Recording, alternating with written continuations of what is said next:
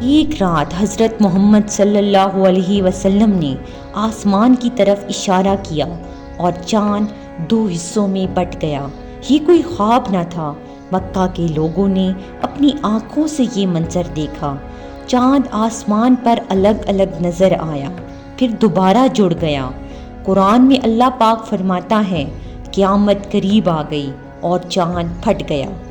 مگر کفار نے کہا یہ تو جادو ہے، لیکن کیا یہ محض عقیدہ ہے یا سائنس بھی کچھ کہتی ہے؟ 11 جون 2009 کو ناسا نے لیونر آربیٹر چاند پر بھیجا۔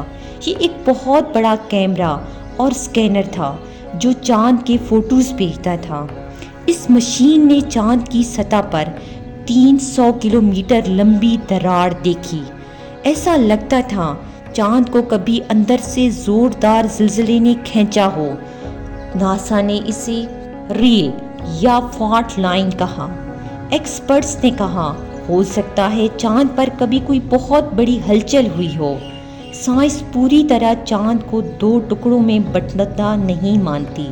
سائنس کے مطابق اگر ایسا ہوتا تو وہاں گریویٹیشنل سسٹم سب کچھ تباہ ہو جاتا، چاند ایسے دائرے میں نہ گھوم رہا ہوتا۔